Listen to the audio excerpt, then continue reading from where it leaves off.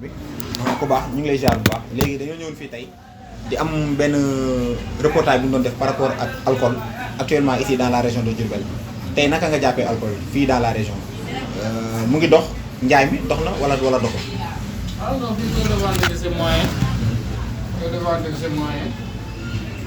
bu ñoo wax ne yenn saa mu dox yenn saa mu ñàkk bañ a dox mel na guddi gi rek alimentation yi c'est la même chose waaw fii moom njaay mi day def nii rek kéem tam ba quoi.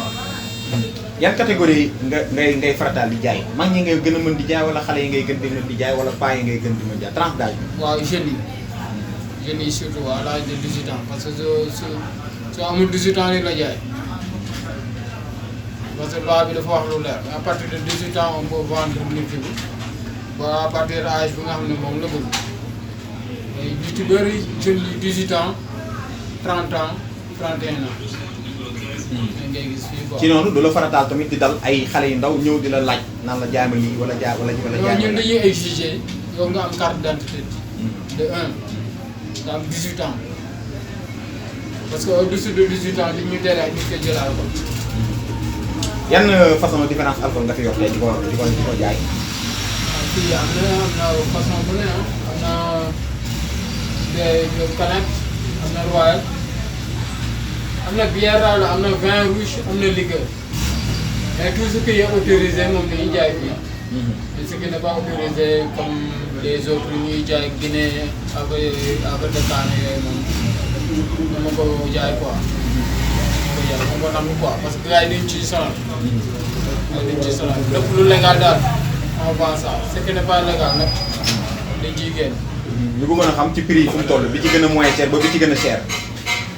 bi ci gën a cher dem na ba 16000. salaamaaleykum. naa ça va. bi ci gën a cher dem na ba 16000 bu ci gën a moins cher dem na ba 800. am nga pastis. pastis waaw. demi bi lu muy jar. 1400 plastique. plastique waaw. 1400.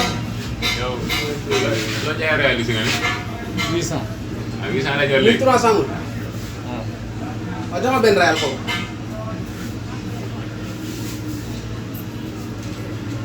dama benn cadre jën waay.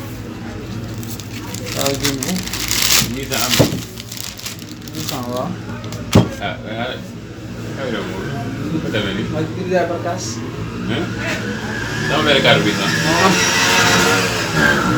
wax nga jox ma xoolal bu 900 sax ma cadre jën bu 900.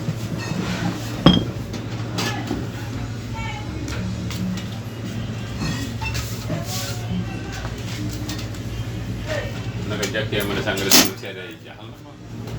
moom boo ñëwee fii doo ko. ah. boo ñëwee fii doo ko xam. léegi maa ngi leen di 800. 900 que réalisme moo ko jël man.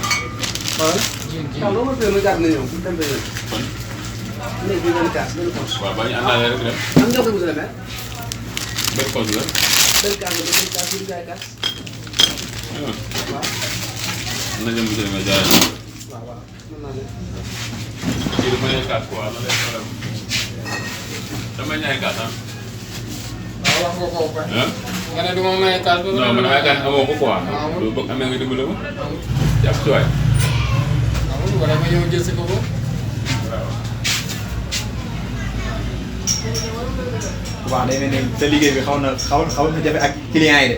ah non jafe na parce que client moom par rapport ak place yu mel nii moom c'est comme ça da ngay dajeeg ñu tàng xol des fois nga dajeeg ñu nga xam ne dañuy tooñ des fois nga dajeeg ñu nga xam ne dañuy ñëw defar waaw façon bu ne ngay dajal daal. léegi ci dernière question bi ma ñëw ci tey bu fekkoon taux bi à 100% nga koy estimer.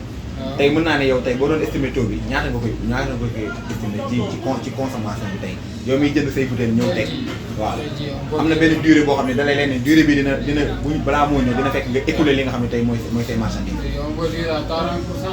à 40%. waaw population bi dañ koy consommer tey ci li nga xam ne mooy. waaw population bi dañ koy consommer.